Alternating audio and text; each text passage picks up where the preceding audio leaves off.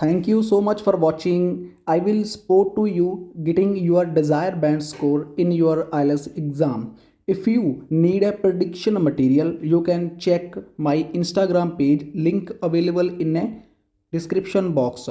All over proof of previous exam you can see here. Reading prediction, writing, speaking 100% from our prediction material, and this YouTube channel only for you, and every day I will upload listening prediction videos for your improvements. If you need prediction material, then you can drop me message on my whatsapp number you can see on your screen, 98765 and tell me about your name, your exam date and your location, and I will send you accurate prediction material like reading, listening, writing and speaking. Must comment your band score in comment section.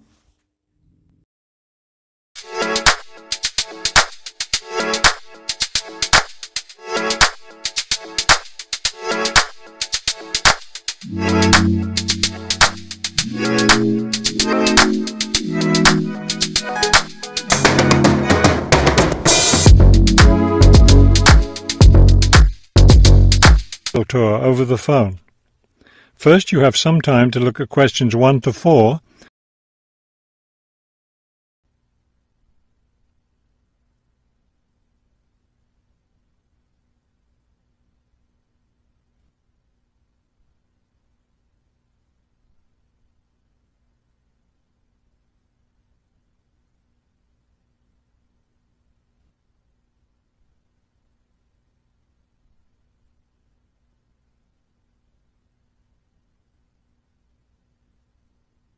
You will see that there's an example that has been done for you. On this occasion only, the conversation relating to this will be played first. Global Bicycle Tours, may I help you? Yes, thank you. I'd like to sign up for a bicycle tour. The man answers the phone. Global Bicycle Tours. So the word global has been written at the top of the form. Now we shall begin. You should answer the questions as you listen, because you will not hear the recording a second time. Listen carefully and answer questions 1 to 4. Global Bicycle Tours, may I help you? Yes, thank you. I'd like to sign up for a bicycle tour. Which tour were you interested in? We have the River Valley Tour coming up in June and the Mountain Tour in July. The River Valley tour is in June. I thought it was in May. It actually takes place the first week of June. Oh, I see. Well, I can still do that. The River Valley tour is the one I want. Splendid. Just let me take your information. May I have your name, please? Carla Schmidt. That's Carla with a K, not a C. Karla. Thank you, Ms. Schmidt. Address? Do you need a street address, or can I give you my post office box? A post office box is fine. It's P.O. Box 257, Manchester. Thank you. Okay, next. Will you be bringing your own bicycle, or do you want to rent one from us? I'll bring my own. Excellent. Now, we provide all the meals, so we need to know if you have any dietary restrictions. I don't think so. What do you mean? I mean, if there's any food you can't eat. Some people have food allergies or are vegetarian or have to avoid dairy products, things like that. Oh, I see. Well, yes, I'm a vegetarian. I never eat meat. Before you hear the rest of the conversation, you have some time to look at questions 5 to 10.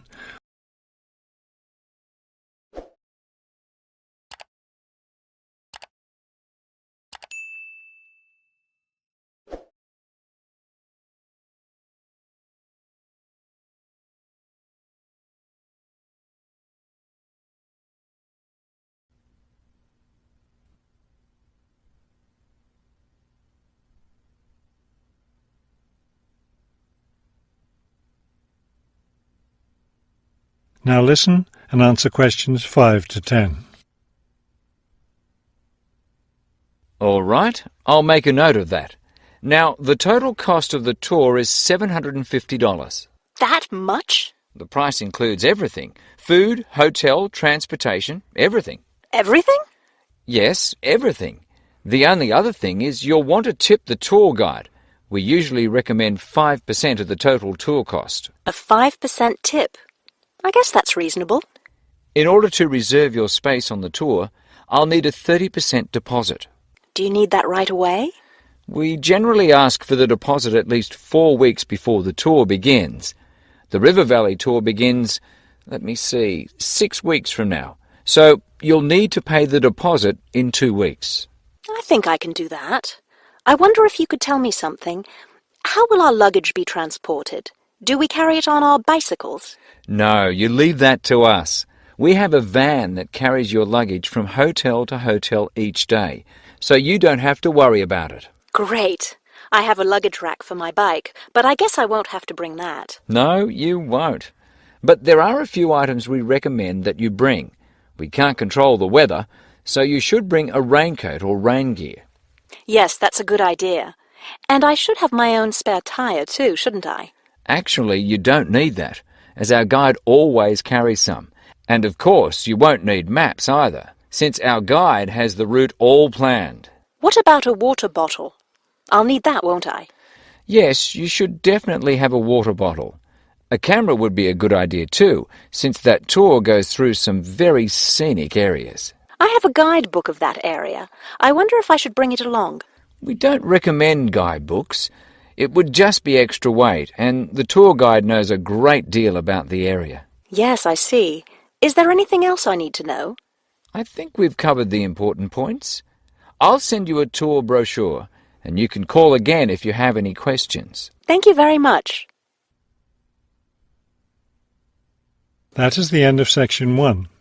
You now have half a minute to check your answers.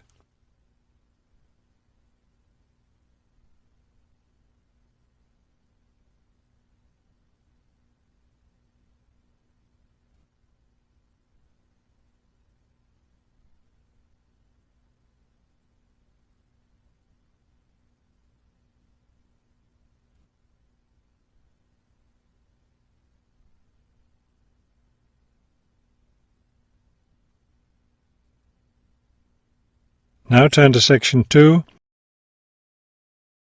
Section 2. You will hear a tour of a newly renovated health club. First, you have some time to look at questions 11 to 15.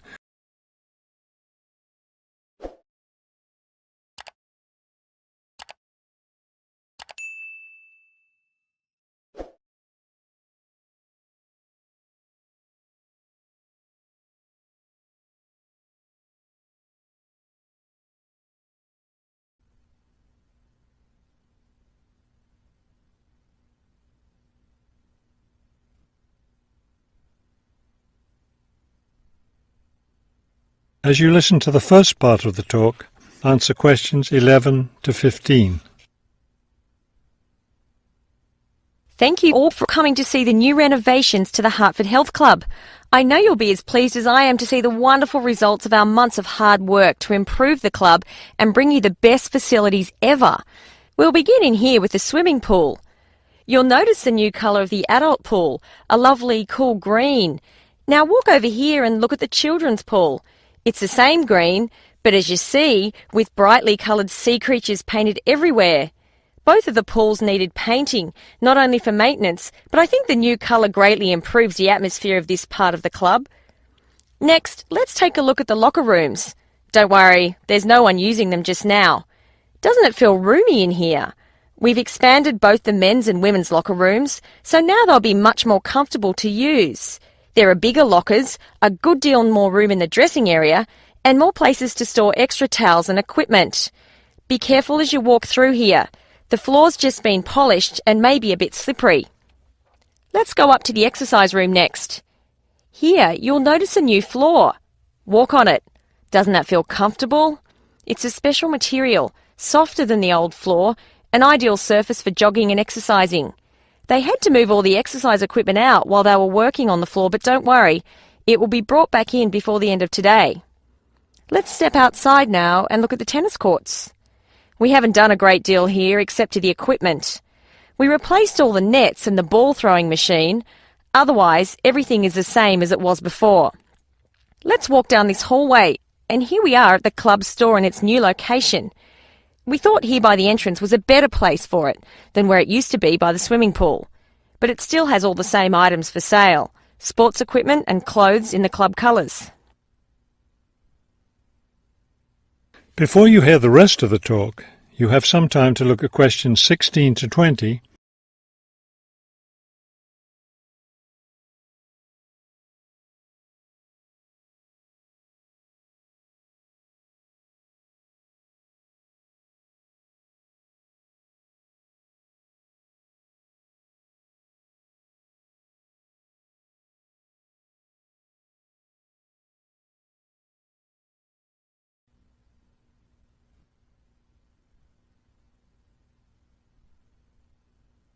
Now listen and answer questions 16 to 20. We're excited about the upcoming activities and events to take place in our newly renovated club. Now that the pools are ready for use again, swimming lessons will begin tomorrow for both adults and children. If you haven't signed up yet, you can stop by the office before you leave today and put your name on the list. If you're a tennis player, you'll be interested to hear about the tennis competition coming up on Wednesday. Players from different clubs all over the region will be participating. If you'd like to watch the event, tickets are available in the office. Also, I want to be sure you all know you're invited to our club party coming up next weekend. We're celebrating the completion of the renovation work, and we have a lot to celebrate. The entire renovation project was finished in just 9 months. That's 3 months less than the 12 months we'd originally planned on. We're proud of that, and proud that we came in under budget too. Because we've had such good results with this project, we're already planning the next one. We already have 2 indoor pools, and next year we plan to install an outdoor pool right next to the tennis courts. Details of these plans will be made available to all club members soon. All right, I think we've covered just about everything. Are there any questions? That is the end of section 2. You now have half a minute to check your answers.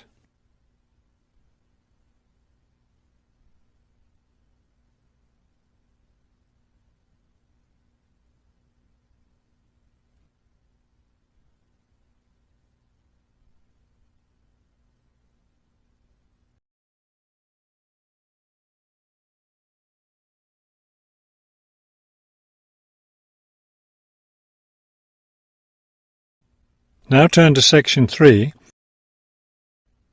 Section 3.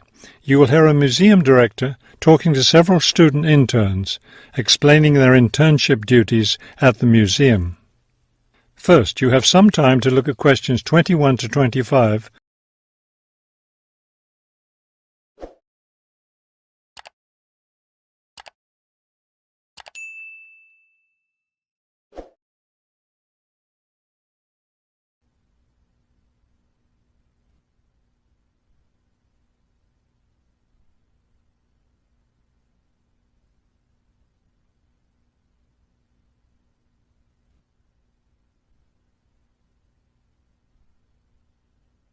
As you listen to the first part of the conversation, answer questions 21 to 25.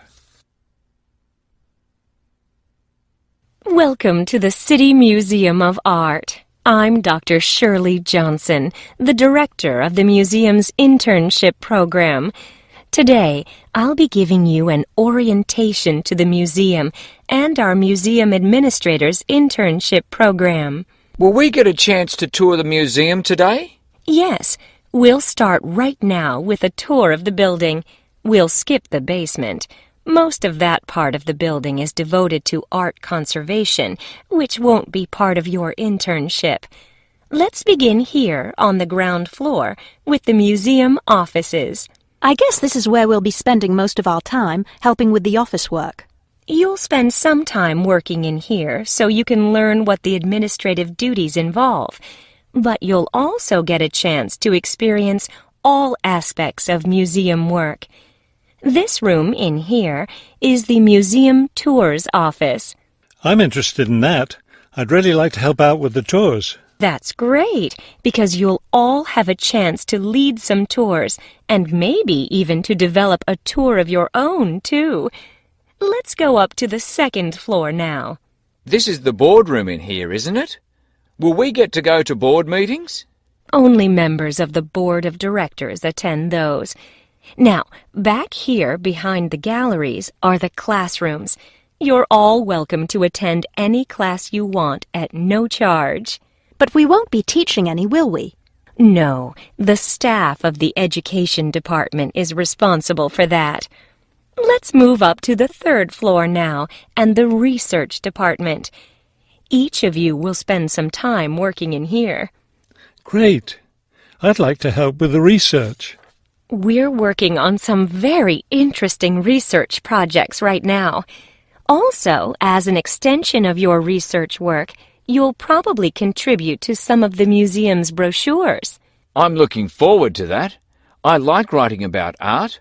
Another thing I've been hoping to be able to do is meet some artists. You're in luck then. We've planned a reception for the first day of your internship, and you'll have the chance to meet several local artists then. Before you hear the rest of the conversation, you have some time to look at questions 26 to 30.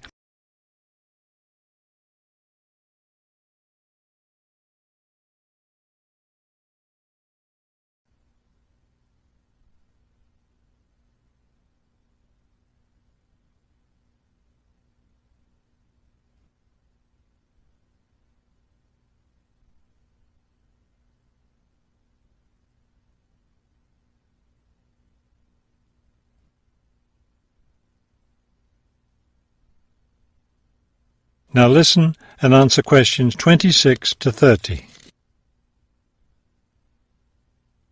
Could you give us a little background of the museum?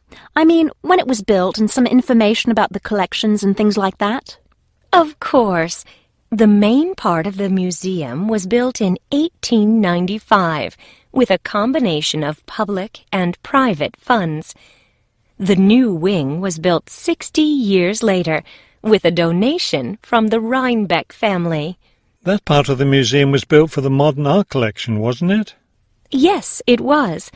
In the main part of the museum, we have a gallery devoted to works by local artists, our sculpture collection, and a small collection of classical European art. You mentioned classes earlier.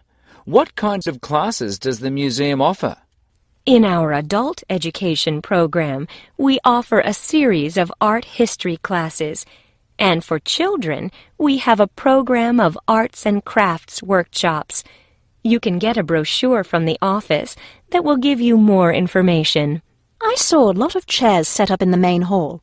What are those for? Those are there for tonight's musical performance. We offer a weekly concert series during the fall and winter, and of course, all of you are welcome to attend.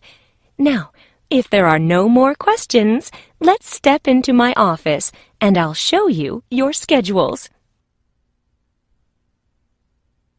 That is the end of section 3. You now have half a minute to check your answers.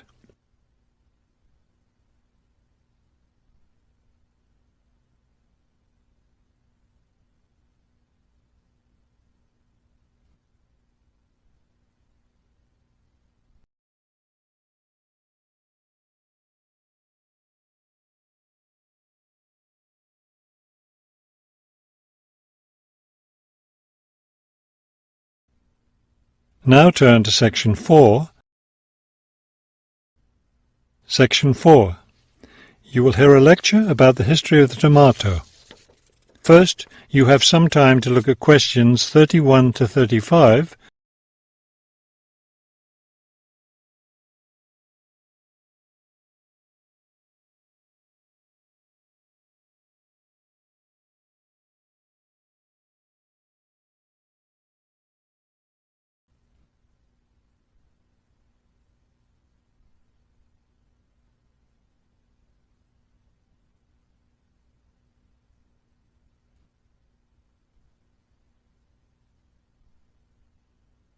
Now listen carefully and answer questions 31 to 35. The tomato is a popular vegetable, which figures in the cuisine of many countries around the world. It is particularly prominent in Italian cooking, but it was unknown in Europe until Spanish explorers brought it back from the Americas. The tomato originated in the highlands of Peru. From there, it eventually found its way to Mexico, where it was cultivated by the Aztecs. The Aztec tomato wasn't the large red vegetable we know today. Rather, it was small and yellow. When this small round fruit arrived in Italy, it was named golden apple for its bright yellow color. You'll notice I just called it a fruit. That's because a tomato is botanically a fruit, even though most everyone calls it a vegetable. The actual word tomato comes from the Aztec name for the vegetable, meaning plump thing. The tomato arrived in Europe in the 1500s and quickly became a popular food in Spain and Italy. In the late 1600s, the Italians began publishing recipes that used tomatoes. The British, however, had a different attitude toward the vegetable. It was grown as an ornamental plant in Britain in the 1600s, but it wasn't eaten because it was thought to be poisonous. It wasn't until the 1700s that tomatoes became part of the daily diet in Britain. Before you hear the rest of the talk, you have some time to look at questions 36 to 40.